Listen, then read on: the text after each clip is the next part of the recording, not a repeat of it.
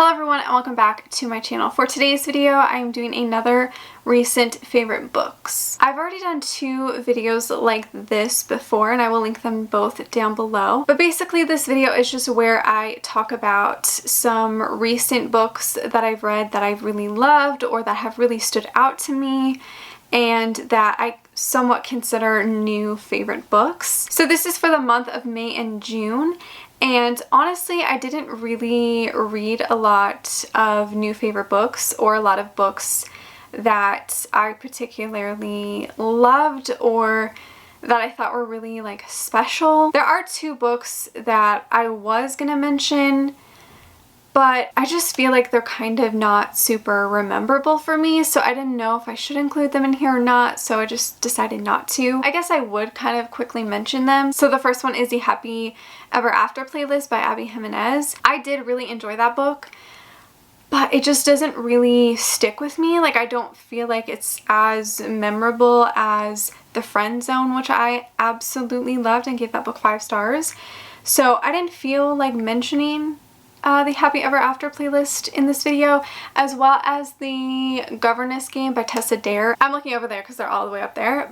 I enjoyed the Governess Game by Tessa Dare, and I do think that's one of my favorites by her so far that I've read. Again, it doesn't really stick in my mind very well, and I already kind of forget what it's about. Even though I love those two books and would somewhat consider them favorites, I don't feel like they're favorites. Whereas the three I'm going to talk about, I do consider them favorites. Sorry for that little tangent, but let's get into the video. So the first one I'm going to talk about is Unforgettable by Melanie Harlow. This is the 5th and final book in the Cloverleaf Farms series. I loved this book. I loved the whole series. Book 2, Book 1, and Book 5 are my favorites, particularly in that order. And then I think Unbreakable and then Insatiable. Insatiable is the least memorable for me, but I still really love this whole series. So this follows April and Tyler, who were high school best friends. Like, they were really good friends. And one night something went a little far and April ended up getting pregnant, and she was kind of off to college, so she decided to like hide the entire pregnancy from her family and most of her friends. She had the baby and decided to give it up for adoption. Tyler was never really involved. Like, he knew about it, but he just kind of let April do what she wanted, and they never really fully talked about it or anything like that. And several years later, Tyler is a famous baseball player and he has recently retired, I think, and struggled with his career, and so he's trying to get over that and figure out what his next move is. But he's now back in town for his sister's wedding and he bumps into April. And it's just about them confronting their past and dealing with everything that happened then, and them still having feelings for each other now. Literally within like the first few chapters, I was just crying. Like, I was so emotional. This book just really hit me in all the right ways, if that makes sense. Like, it was emotional, it was cute, it was light. I just feel like this whole series is really, really well done. Like, I feel like Melanie's past books have been hit or miss for me, but this whole series has been a complete hit for me, and I'm obsessed with it. Like, it's nothing super special or amazing. I wouldn't say it's like the best book or book series ever, but there is just something so heartwarming that I love about it. It's such an easy and simple series. Yeah, it just makes me feel so many different ways. I loved both characters. I loved their romance. I definitely saw that plot twist coming. Like, there was a plot twist in this book a little bit, and I definitely saw that, and I loved that as well. I just thought that was great. I can't believe like this is over. Like, we're not gonna see the Sawyer sisters anymore, and it kind of breaks my heart a little bit because I've grown so attached to them all. Really happy we finally got to see April's story, and it did not disappoint me at all. I absolutely loved it. I am in desperate need of a physical copy of this one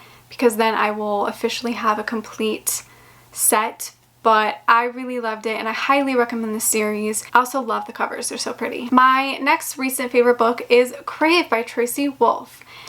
I feel like this may be a shock because I haven't really talked much about this book other than in my wrap up and my haul, which I talked about this in my May wrap up, I do believe. So this is a YA paranormal romance, and I know a lot of people judged it because it looked like a Twilight knockoff, and it does feature vampires and a human girl, so a lot of people assumed like, oh, it's just like a Twilight knockoff. I don't think it's very similar to Twilight at all, aside from the vampire aspect. So this follows Grace, whose parents have passed away, and she ends up going to live with her uncle and her cousin, who run this boarding school. So Grace goes to this new school with her cousin. Things kind of start happening that make her really suspicious of things. It's very atmospheric, and it turns out that it is a boarding school for different creatures. And she meets Jackson, who is mysterious, dark, handsome, and it's super interesting. I just love the whole atmosphere of this book. It is really long, but I feel like it really gives you the world and the characters, and it definitely gives you a good like backstory. It's a book that slowly introduces you to this world and this characters. It's not a book that just throws you in right away. It definitely has a cliffhanger, and there was a little bit of a plot twist that I really enjoyed, and I'm excited to see where it goes in the second book. Which is coming out later this year in September. Yeah, I really loved the characters and the romance. It's very like slow, but then it's also kind of insta-lovey. This book in general just feels very nostalgic to a lot of classic YA paranormals, and there was just something about it that I really loved. If you're looking to try a new YA paranormal series, I recommend this one because the second book comes out very soon, and I actually don't know how many books are going to be in this series, but I'm very excited. Yeah, I really enjoyed this. And then my next favorite is one that I feel like I haven't shut up about yet, and that is The Dominator by D.D. Prince. I've talked about this in my June book haul, my June wrap up, my mid-year tag. I talked about this recently in a Mafia recommendation video, and of course I had to mention it in this video because it is a recent favorite. I actually really love the whole series, so I love this one, Truth or Dare, and Unbound. There's just something about this series that I can't stop thinking about. I just think it's so unique, and the characters were just so unique and different, and it just felt like a weird fresh of breath air for some reason. This follows Tia, who gets wrapped up in all of her father's troubles and issues, and he is wrapped up with like this mafia family. And to kind of ease his troubles, he gives them his daughter. So Tia is now stuck in this arranged marriage kidnap situation with Tommy, who is the future boss. Tommy is not a great guy. He is very much an anti-hero. There are times you're gonna love him or like slowly fall in love with him, and then he's literally just gonna break your heart all over again because he just can't be good for the life of him. Like, he doesn't know how to be good. He's very possessive, very protective, very controlling. And Tia, she does stick up for herself quite a bit, but she is also scared of him. It does have a lot of like bully romance essence in here as well. But again, it's very dark. It has a lot of non-consensual sex scenes, dubious consent. There is a few rape scenes in here as well, and sexual assault and stuff like that. So just be very careful if you do plan on reading this. It's extremely dark. It is one of the darkest romance books I have ever read, just because of what happens between the two main characters. I would say like the mafia aspect isn't that heavy in here. Like, it's more crime based. It's not like rivals with other mafia families. This is like involved with crime and sex trafficking and drugs and all of that. The second book follows Dare, so Tommy's brother, and it's about a sex slave, and that one was also super interesting. Loved the way that book was done. Like, I feel like it was done really well and in a sensitive way too, if that makes sense. I just love the series. I'm obsessed with D.D. Prince. I can't wait to read more from this author.